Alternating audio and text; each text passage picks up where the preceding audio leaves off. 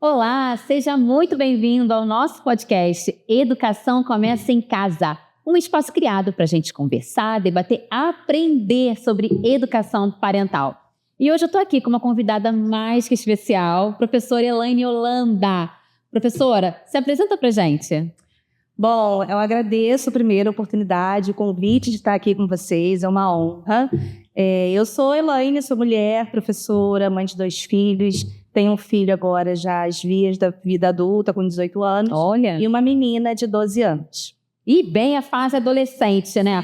Conversa muito com o mais velho do Fábio. Tudo bem, Fábio? Tudo bem, Vi? Bom estar aqui com você, Elaine, hoje.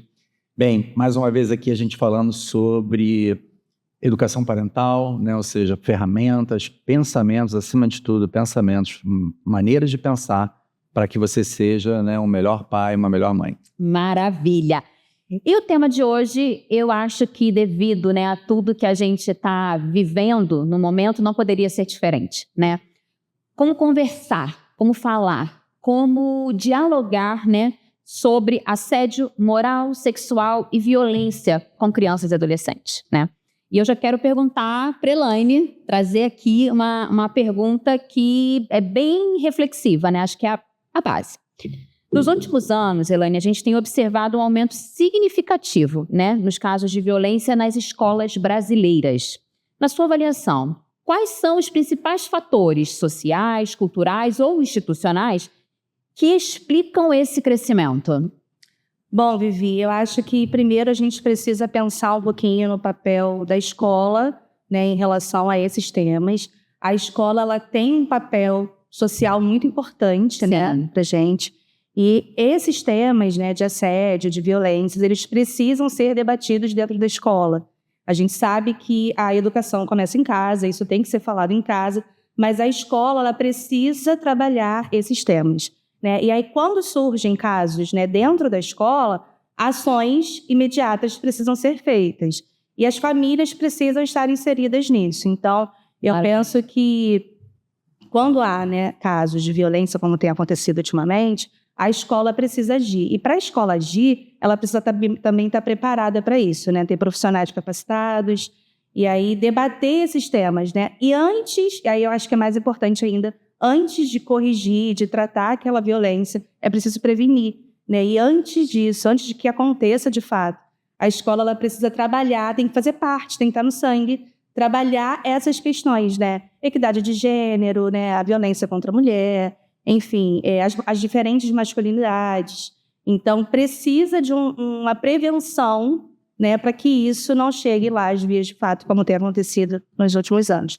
Então, eu acho que a escola ela tem esse papel fundamental de tratar esses temas e também de prevenir que esses casos aconteçam. Verdade. Fábio, isso é um fator, não digo novo, mas é algo que não acontecia muito na nossa época, né? Pelo menos eu não me recordo de tantos noticiários, né, com essa questão de violência. Você já foi diretor de escola, a gente tem aqui o privilégio, tá, gente, de falar com a galera que está lá no chão de escola, né, coordenação, direção de escola, Fábio também é professor. Como lidar, né, com esse crescimento, né, da violência dentro de casa e na escola?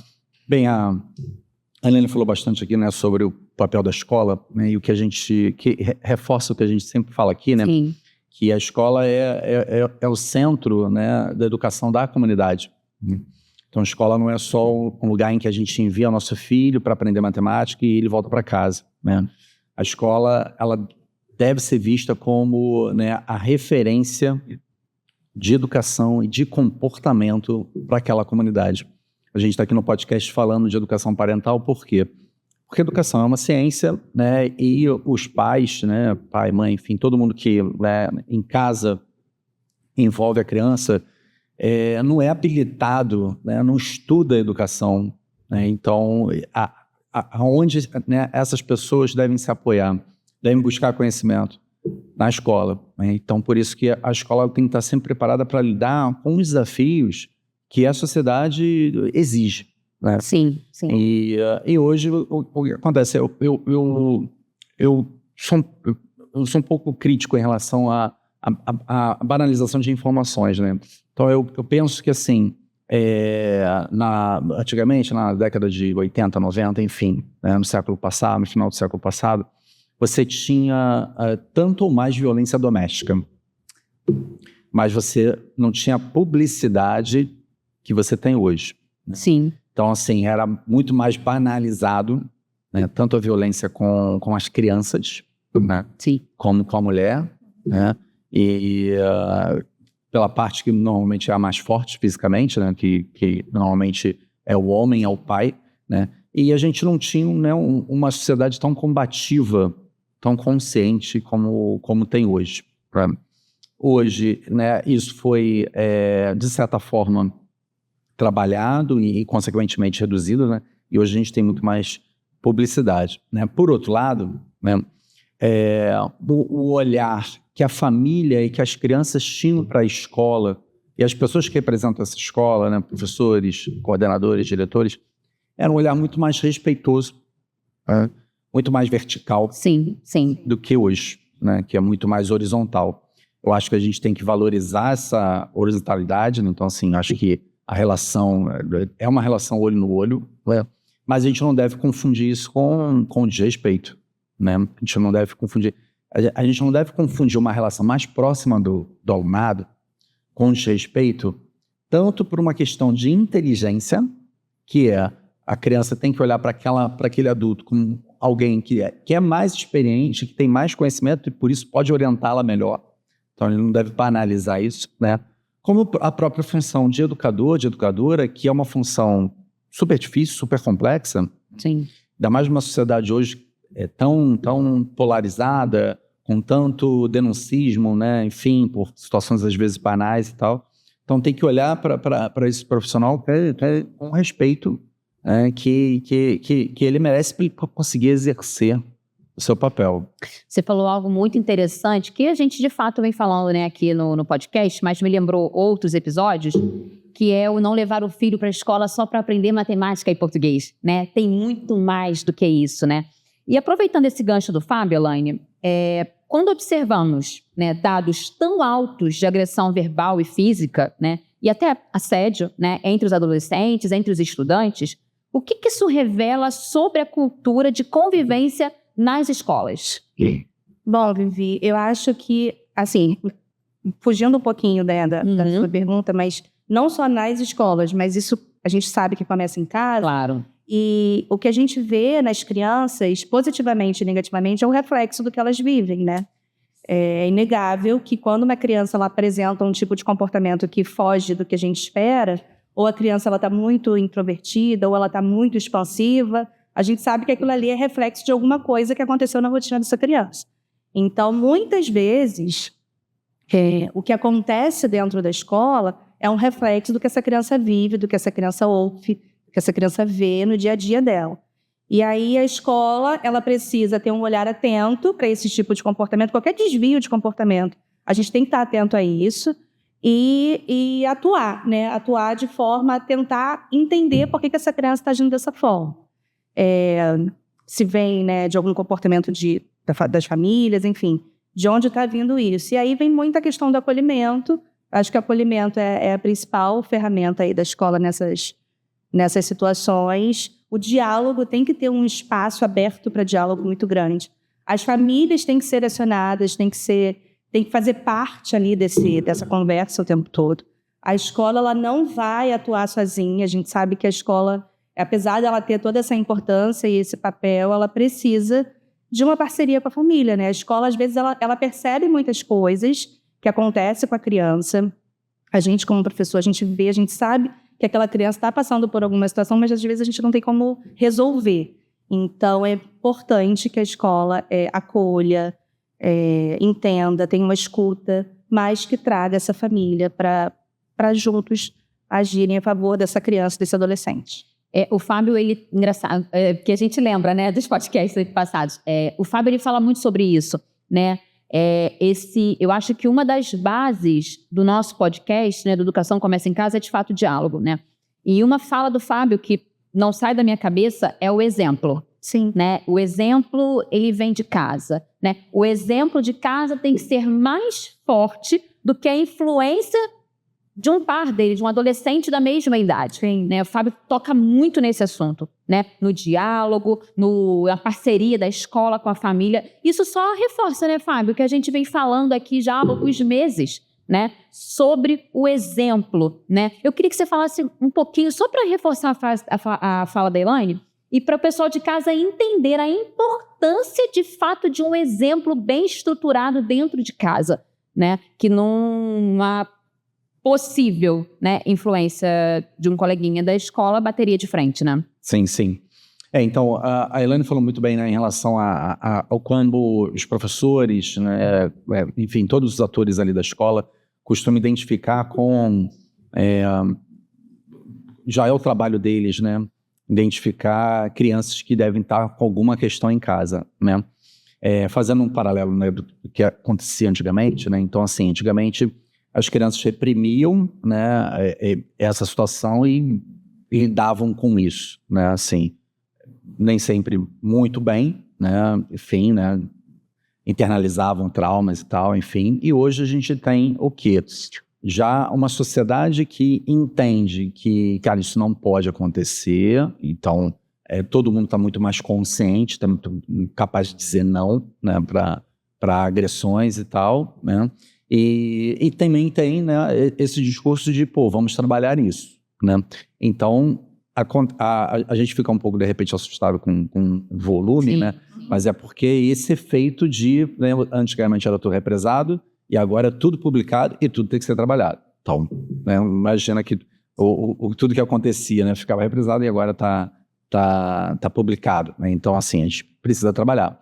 Obviamente, a gente tem que valorizar, né, isso, tipo, a gente não pode ficar represando comportamentos, né, agressões, coisas que fazem mal pra gente, independente de ser, né, criança, adolescente, adulto e tal, né? A gente tem que trabalhar isso, né?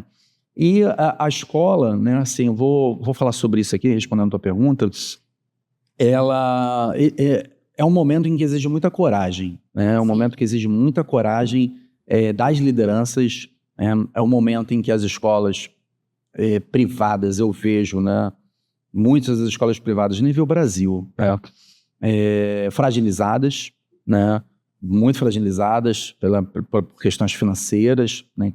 E aí tem que, ainda além de ensinar matemática, né, ter que tratar uma situação de agressão, que antigamente não precisava. Sim, sim. Então é realmente um momento muito desafiador, exige bastante coragem, né?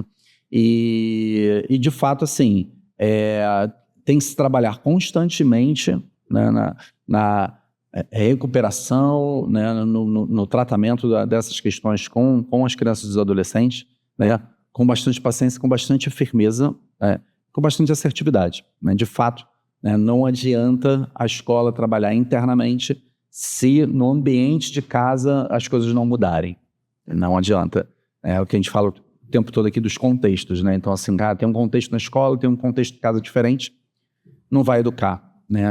A criança não vai aprender, né? Não sabe como é que é o mundo. A gente tem que, né, criar uma visão de mundo coesa, né, linear, segura para a criança, para ela poder se educar, ela poder confiar naquela visão de mundo e, em cima daquilo, construir seus comportamentos. E aí, quando em casa é uma coisa e na escola é outra, é realmente muito, muito paranoico para as crianças. Então, de fato, a escola tem que ter coragem e chamar a família e conversar com a família, né? E dependendo do que for, usar as ferramentas legais, né? Um conselho tutelar, às vezes até mesmo a polícia. Sim, sim. Só falando sobre essa última fala do Fábio, né, de acionar conselho tutelar, a gente teve um caso recente da menina de 12 anos que estava casada com um homem de 35 anos. E isso só veio à tona porque a escola sentiu falta da presença da menina, ela não frequentava a escola. E aí foram, né, tentar entender e houve a denúncia para o conselho tutelar. E aí chegou a esse crime absurdo de uma menina de 12 anos estar casada com um homem de 35, não frequentando a escola. Sim. Então, a escola ela tem muito esse papel, né? A gente não pode fugir disso. Então, assim, na nossa época, a escola ela tinha um outro formato, né? Assim, de lidar apenas com os conteúdos, mas não dá, assim. A sociedade ela é viva e vai mudando e as necessidades vão mudando também. E os debates estão cada vez mais necessários dentro da escola. A escola tem que falar. Sim. Tem que falar sobre esses casos, tem que levar para a discussão, tem que levar os pais, profissionais de saúde, profissionais de saúde mental, de saúde sexual. Tem que falar sobre essas coisas. A gente não pode simplesmente ignorar tudo o que está acontecendo, porque daí vem, né, as questões de violência e tal que surgem a partir da falta do diálogo e da falta dessa conversa sobre esses temas. A gente não pode, na escola atual, não falar mais sobre isso. É verdade. Parafraseando um pouco o Fábio, eu aprendo muito aqui, Elaine. Parafraseando um pouco o Fábio, ele deu um exemplo aqui, alguns podcasts passados, sobre coerência, que é o atravessar a rua. Se dentro de casa e na escola a gente fala para a criança, para o adolescente, olha, você não pode atravessar de qualquer jeito, você tem que olhar para os dois lados, isso vira um discurso único, né? E vira uma coerência no falar, no agir, no exemplo. E é exatamente o que você está trazendo, né? A escola, ela se mostrou coerente com o seu papel e fez a denúncia, né? Coerente com a sua ética, né? Coerente com a sua crença, com a sua política, enfim. E isso só reforça mesmo, né? Aquilo que a gente vem falando já há um tempo, né? Segui uma frase tua. Uma pergunta para os dois agora, e aí eu queria que vocês pensassem como pais e como professores também, né? Na prática, qual deveria ser o papel das famílias quando surgem denúncias de violência dentro da escola? Quem me responde? Deixa eu responder primeiro agora, então. Dá um refresco para a Elaine. Isso é algo bem, vamos dizer assim, que a família tem que olhar com bastante cuidado. Sim. Tá? Porque são crianças, muitas vezes, né? E as crianças nem sempre conseguem racionalizar bem aquela situação, né? Olhar com criticidade, criar uma coerência, criar uma narrativa interna sobre aquilo, né? Muitas vezes acaba fantasiando e, enfim. Então tem que ser visto com bastante cautela, tá? Não com permissividade, né? Hoje mesmo, cara, coincidência, hoje mesmo foi bem estranho, porque estava arrumando a minha pequena para ir para a escola e ela no final de semana foi numa festa, ganhou uma pulseira, fez daquelas pulseiras que se fazem em festa, aí eu quero levar. Ele falou assim, vamos botar e tal. Ela falou assim, não vou botar porque senão a tia vai brigar. Aí eu, caraca, a tia vai brigar? O que ela quer dizer com isso, né? Enfim, aí é uma pulseira, enfim, ela nunca foi com pulseira, né? Então eu sei que eu vou olhar para a Isabela amanhã, de manhã e de noite, e depois de amanhã, e a mãe vai fazer isso, né? E não foi uma informação que eu coloquei aqui não, vamos na escola falar sobre isso, tá?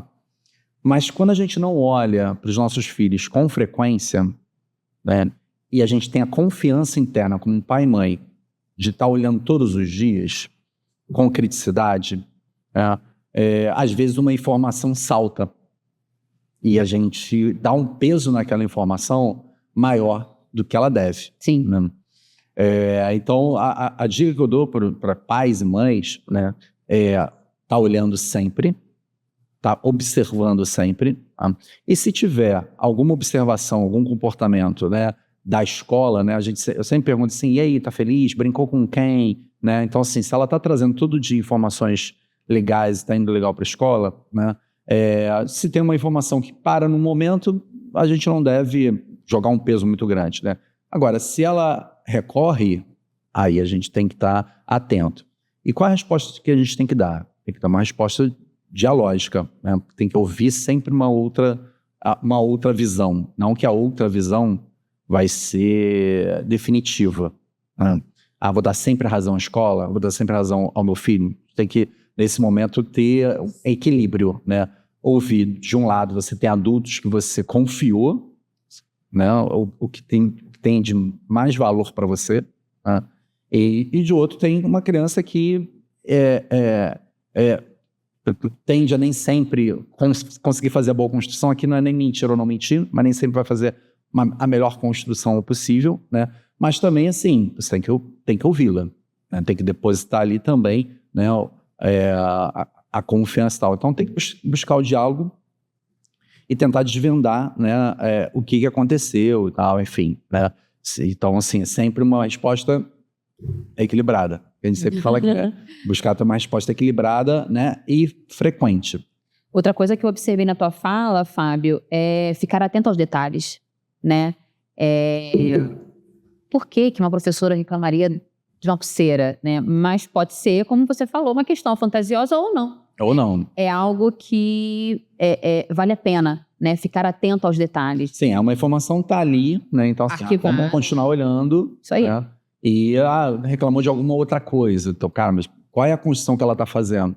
E muitas vezes, né, assim, os pais estão distantes, né? Porque não estão na escola, não estão na sala, né? E a professora tem que, eventualmente, dar uma bronca mesmo. Sim. Né? E aí, assim, cara, como é que a gente constrói que a professora tem que colocar limite, e eventualmente com bronca, né? E que isso realmente acontece e faz parte quando a criança faz alguma coisa que não deve. Tá na escola para isso também, principalmente na educação infantil. Sim. Né? Então a gente tem que buscar essa coerência. E assim, pais e mães não devem também ter vergonha de procurar a professora. Poxa, minha filha falou isso. Qual é o sentido que tem aí para a escola, para dentro da sala de aula isso acontecer, né? E assim, se a gente quer que o nossa filha vá para uma escola de educação infantil, né, e não tome bronca, vai fazer outra coisa. Tipo, sim. Deixa em casa, faz outra coisa. É a autoridade do professor. Né? Faz sentido. Se não confia naquela professora, coloque em outra escola. Mas assim, não existe a possibilidade dele ir para a escola não tomar uma bronca. Eu lembro de muitas broncas que eu tomei. Não é? Então também tem que entender isso. Pô, a bronca foi equilibrada, foi coerente, né? Foi proporcional ao erro. Faz parte, vamos embora. Sim. Assim, pegando aí o gancho do Fábio, esse fato aí com a Isabela, como ela é muito pequenininha, ela talvez tenha presenciado alguma situação que envolvia alguma pulseira de uma outra criança. E aí ela entendeu na cabecinha dela de que levar a pulseira é errado. Mas, na verdade, alguma criança pode ter sido punida por estar brincando na hora errada com uma pulseira. Então, brigou com uma outra colega pela pulseira. Sim, aí, e para ela, ir com a pulseira é um problema. Então, assim, ter essa sabedoria de identificar que, bom, ali aconteceu alguma coisa, talvez não seja com ela, talvez não seja nada grave, mas precisa de atenção. E aí, enquanto ele falava da filha dele, eu lembrei da minha filha, e aí uma situação de casa, na verdade, nem é de escola. Ela é muito madura para a idade, a gente sempre tem, assim, se surpreende com ela com algumas falas, alguns comportamentos. E uma vez a gente estava conversando, eu não lembro o assunto, e eu falei isso para ela. Eu falei, mas você é muito esperta, você é muito... E aí ela falou assim, mas eu não queria ser assim, eu não queria ter sempre que resolver tudo sempre. E aí me espantou tanto, porque assim, eu estava falando isso de uma forma a elogiar ela, sim, por ela ser muito madura, e ela falou, mas eu não queria ser assim. Nossa. E eu falei, caramba. E aí a gente para o assunto para falar, mas por quê? O que está te incomodando? Por que você está se sentindo assim? Tá sobrecarregada de alguma forma, né? Porque a gente acaba falando assim, não precisa, a Lara faz sozinha, a Lara consegue. E ela não quer ter que conseguir sempre, ela quer também ser cuidada e ser tratada como... né? E aí, assim, essa fala da Lara me faz pensar na minha prática quando quando acontece alguma coisa que a gente não está esperando nesse momento, assim. A gente está, por exemplo, estou trabalhando um conteúdo e aí o aluno traz uma questão relacionada àquele conteúdo. Acontece muito quando trabalha, por exemplo, em história, o período da escravidão no Brasil. E aí, quando tem crianças negras na sala, as crianças elas se incomodam um pouco, ou as crianças brancas acabam fazendo, então é negro como fulano. E aí, assim, para-se o que está fazendo. Quando surge qualquer coisa, para e vai tratar aquele assunto. Então, quando a minha filha trouxe esse incômodo dela, né, de achar a gente achar que ela sempre resolve tudo, e tratar isso. E quando aparece alguma coisa em sala de aula, né, a criança se sentir incomodada com alguma coisa, uma brincadeira, uma fala, a gente tem que parar o que está fazendo e dar atenção àquele fato. Entender por que aquilo aconteceu, de onde veio essa fala, como é que a gente pode resolver isso, por que aquele incômodo gerado naquela criança, como é que essa criança ela vai incomodada para casa? Ela vai ficar com esse incômodo? Então, a gente tem que trabalhar, assim, eu penso muito nisso em sala de aula. E já fiz isso diversas vezes. Trabalhando no conteúdo, doida para terminar, fazer o que eu tenho que fazer. E aí surge uma coisa que eu falo, não, esse conteúdo vai ficar para depois. Eu vou atrasar um pouquinho o meu conteúdo, mas eu preciso tratar agora esse tema aqui que é importante. E aí são vários, né? É uma criança que se sente incomodada por um amiguinho que falou alguma coisa. A criança traz coisas de casa o tempo todo. Eles chegam. Sim. E aí a primeira coisa que eles falam, tia, você não sabe o que aconteceu. E aí contam uma história cabeluda, absurda de casa. Aí você fica assim, caramba, e agora o que eu faço com isso? Né? E assim, a gente tem que parar para ouvir. E aí, respondendo a sua pergunta, eu penso sempre no acolhimento. E isso foi, assim, meu perfil de sala de aula. Eu sempre trabalhei priorizando o acolhimento e a escuta dessa criança. E aí, a partir disso, a gente vai resolvendo ali os problemas que vão surgindo.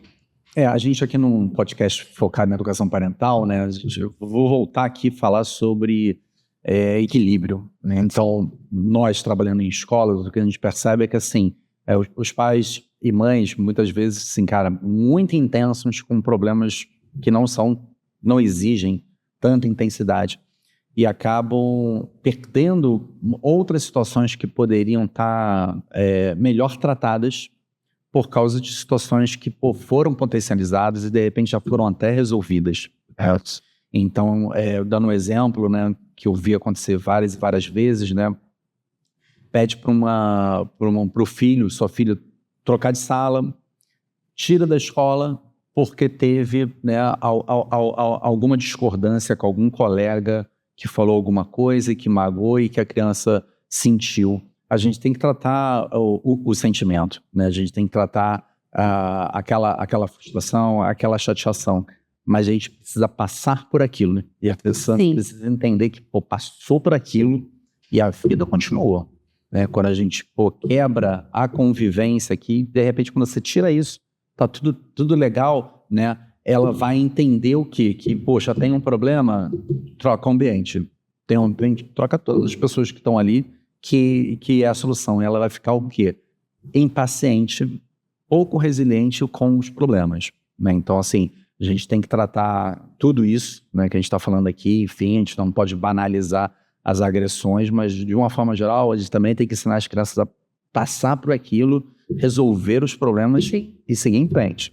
Sim, eu tive um episódio no ano passado que foi entrar na escola, né, assumir ali o apoio, né, a uma turma do 3º ano do ensino médio, o professor me chamar no canto e falar para mim, quer pegar mês? Tem certeza que você vai ficar com eles? Porque assim, isso aqui, você acredita em Deus? Aquilo ali é o inferno.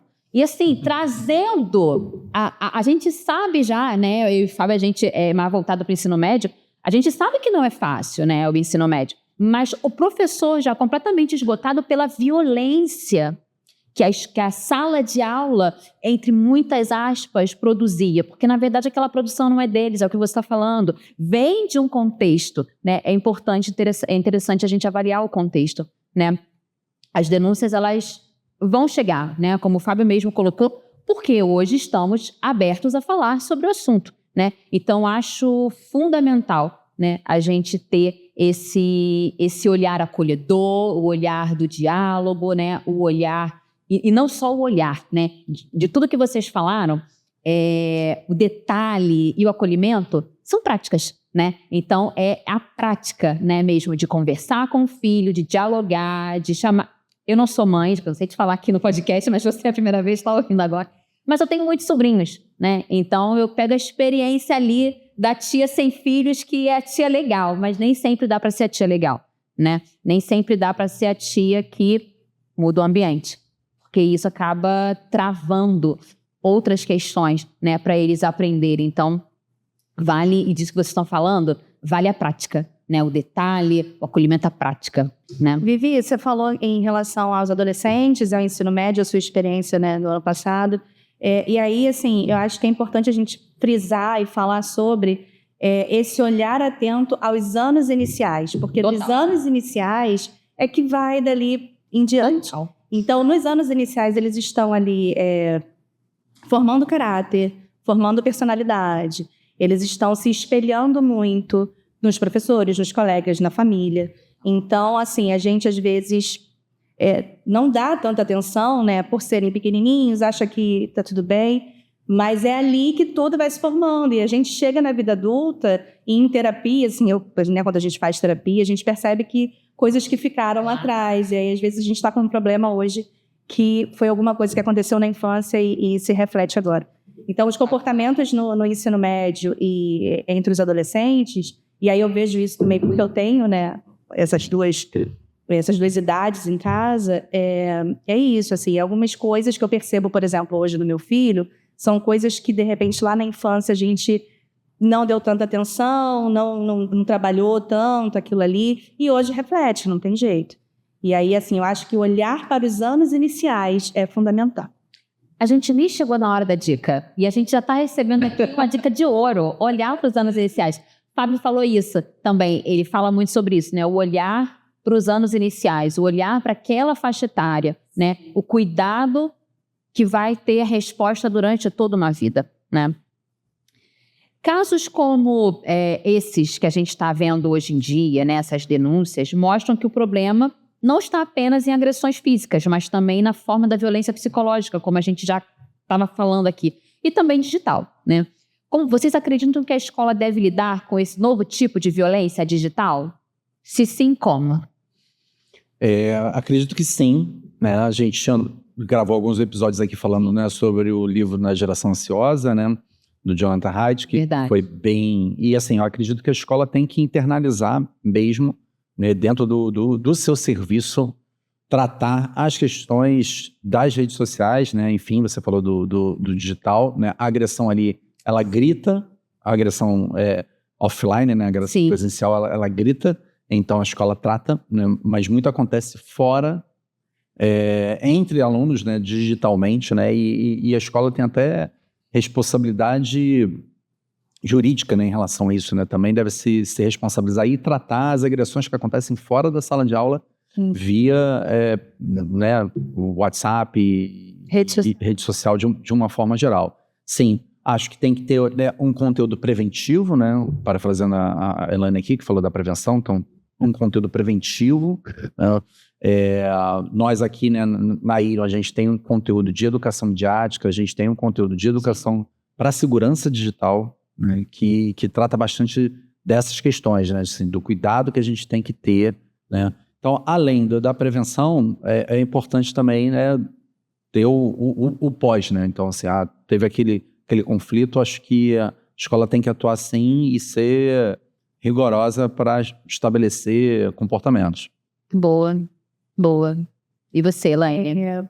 Não, pensando a gente vai conversando e vai vindo. Vai. Pensando nas redes sociais, eu acho que é a grande questão, né, hoje dos jovens, das crianças e dos adolescentes. O acesso irrestrito e sem direcionamento, sem acompanhamento das redes sociais é um problema, assim, que grita, né, tanto em casa quanto nas escolas.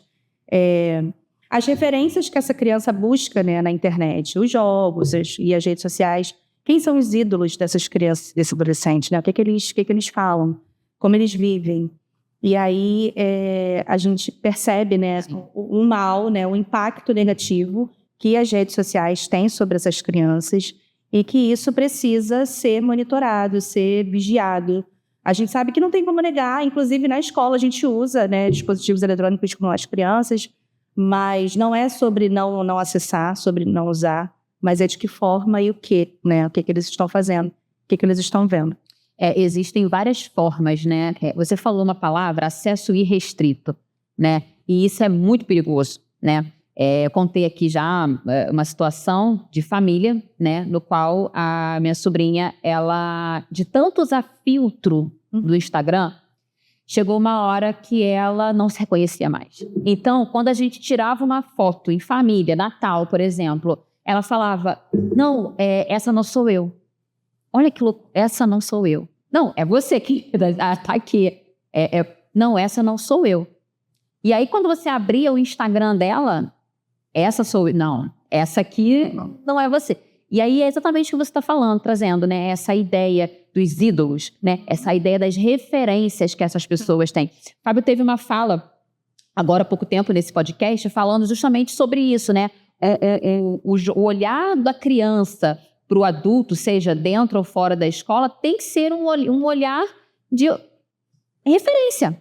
Falar, não, isso aqui é minha referência, né? Por quê? Porque está pautado nos valores e princípios que a escola e a família, né?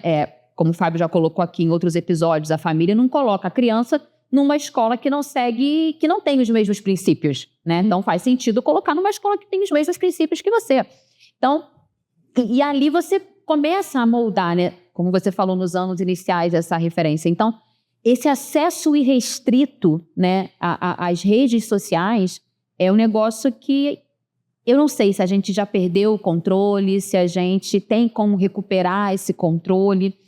Né? Eu penso que, assim, a sociedade ela não é dessa forma ao acaso, né? Então, essa é uma coisa que eu acho que muitas vezes a gente erra, né? Que é imaginar que a sociedade é desse jeito porque, enfim, porque o Elon Musk quer, porque o Bill Gates fez alguma coisa, porque, enfim, né, culpar algumas pessoas. Então, assim, a sociedade é assim porque de alguma forma funciona para as 8 bilhões de pessoas, né? Quando não funcionou, as coisas acabaram mudando de uma forma, né? Então, esse é um ponto, né?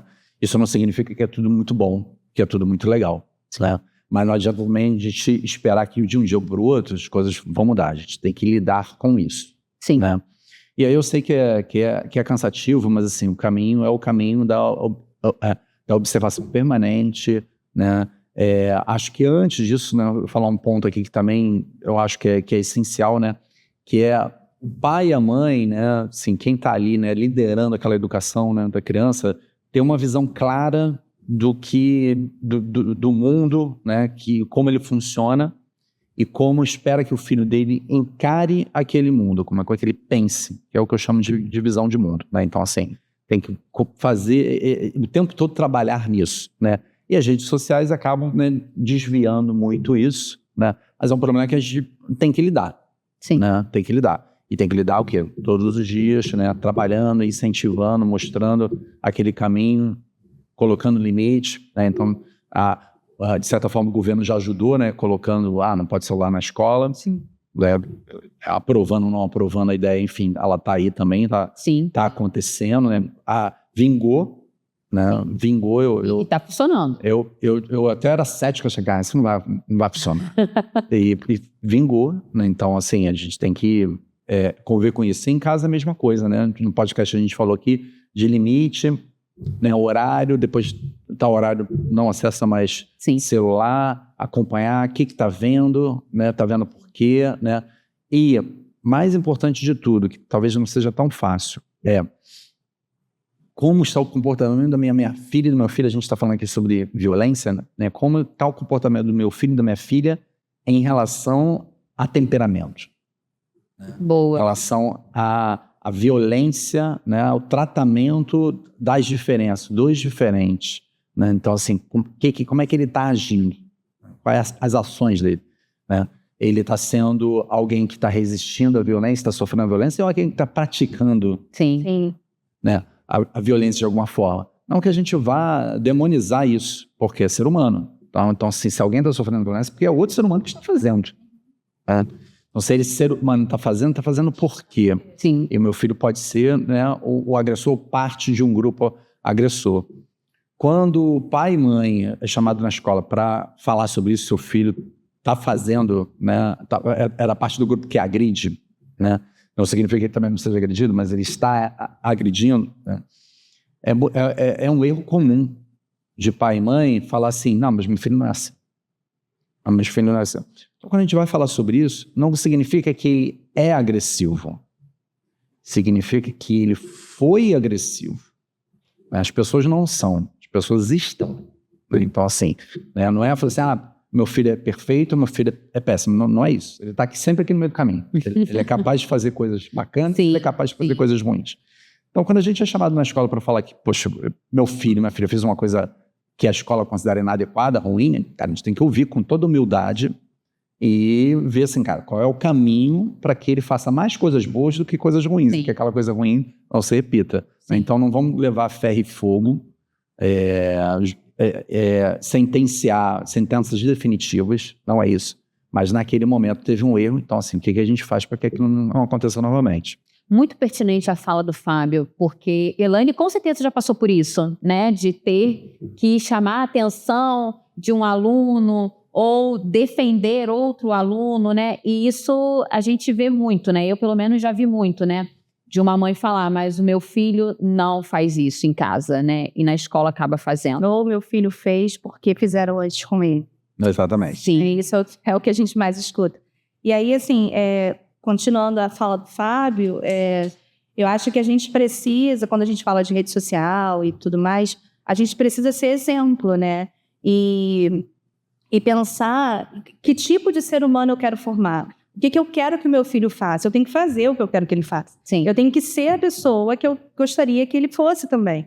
Então, quando eu falo sobre o uso de telefone, de telas em excesso, eu preciso também não usar muito. Eu já me peguei fazendo isso, e pedindo a minha filha que parasse de usar, mas eu estava com o meu telefone na mão, pedindo que ela não usasse. Então, assim, ela está me vendo usar, e eu sou uma pessoa que ela admira, né? Ela gosta de se parecer comigo, ela gosta de agir como eu, e aí eu preciso mostrar a eles, né, o tipo de pessoa que eu gostaria que eles fossem e o que é bom, né, dentro dos valores da família. Bacana, bacana. Eu tô sorrindo para você porque chegou aquela hora, a hora da dica. Gente, diversas especialistas afirmam, né, que o combate à violência escolar não depende apenas de punição. Fábio, sim, como especialista, já cansou de falar isso aqui, né? Mas sim da construção da cultura do respeito, escuta e convivência. Dá uma dica pra gente, que ação pedagógica podem ser desenvolvidas nas escolas, né, para formar estudantes mais conscientes e reduzir a prática de violência. Que ações pedagógicas a gente pode estar fazendo dentro de casa e na escola, claro? Sim. E aí eu volto um pouquinho lá no início, quando eu comecei a falar sobre prevenção. Eu acho que para combater violência, a gente precisa falar sobre violência antes que ela aconteça. A gente precisa, em paralelo com os conteúdos que são trabalhados na escola, a gente precisa trabalhar essas questões. A gente tem que falar sobre as questões de gênero, né, sobre a saúde mental, sobre a educação sexual. Isso é fundamental. Claro que a gente vai adequar, né, se for para as iniciais, a gente vai... Porque as pessoas tendem a achar que a educação sexual é ensinar a praticar sexo. E é justamente o oposto disso. É você saber lidar com o seu corpo e identificar possíveis abusos que podem acontecer. E quando se trabalha educação sexual na escola, muitas das vezes abusos vêm à tona, né? Tem crianças passando por situações que não sabiam que era abuso. Então, assim, é importante falar sobre esses temas. Em paralelo com os conteúdos, a gente tem que falar sobre saúde mental, a gente tem que falar sobre todos esses assuntos para que minimize, de certa forma, para que aquela criança, aquele adolescente, ele já tenha ouvido falar, isso aqui não é bom, isso aqui eu já entendi que não é legal de fazer. Então, a gente só consegue evitar violências e assédios falando sobre. Então, a minha dica é essa, assim, é claro que a gente vai adequar, mas é preciso começar nos anos iniciais, a gente tem que falar com essas crianças sobre o que é bom, o que é ruim, o que é certo, o que é errado, desde o início, desde pequenininho. Bacana. Fábio, uma dica. Legal. Bom, então a dica de hoje vai ser, vou reafirmar o que eu falei agora há pouco aqui, de que seu filho, sua filha, ele não é perfeito. Ela não é perfeita, né? Ele e ela cometem erros, né? É capaz de fazer coisas maldosas, e é capaz de fazer coisas super generosas. Todos nós temos isso dentro de nós. Né? E aí são os contextos que nos desafiam, que fazem a gente tirar uma coisa boa ou tirar uma coisa ruim de dentro da gente. Tá?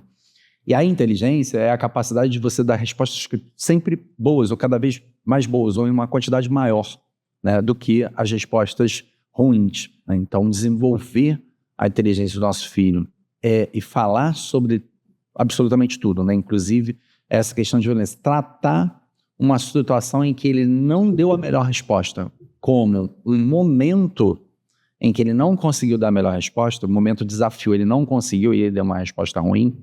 Isso não significa que ele não vai sofrer sanções sociais, né? Então, assim, se foi uma questão com um colega, vai ter uma sanção social. Uma advertência na escola, uma suspensão, alguma coisa. Isso faz parte. Socialmente é assim. Se a gente erra, a gente pede desculpa, mas tem uma sanção social. Pode ser só uma conversa, né? Então, nossos filhos passam por isso. A gente tem que ter esse olhar humano para eles. Ou seja, o olhar de que aquele ser humanozinho ali, cara, ele vai errar, né? E aí, se errar, tem sanção social, tem conversa, tem aprendizagem e vamos tentar acertar da próxima vez. Bacana, bacana. Gente, muito obrigada. Não é um tema fácil, né? Mas é um tema que precisa ser debatido. E é um tema que não se esgota, né? Poderíamos aqui fazer mais e mais episódios falando coisas diferentes, claro, na mesma linha, mas coisas diferentes sobre o assunto, que é um assunto que não se esgota, né? Muito obrigada, Elaine, pela tua presença. Isso, eu adorei. Obrigado, Elaine. Nós também amamos, pode ter certeza. Obrigada, Fábio. Valeu, Vivi. E obrigada a você por ter ficado até aqui com a gente. Esse episódio, ele se passa no YouTube, mas você também assiste a gente no Spotify e no Deezer, tá bom? Ativa o sininho para você não perder nada do que acontece por aqui. E acesse as nossas redes sociais. Irium Educação. Até lá, tchau, tchau.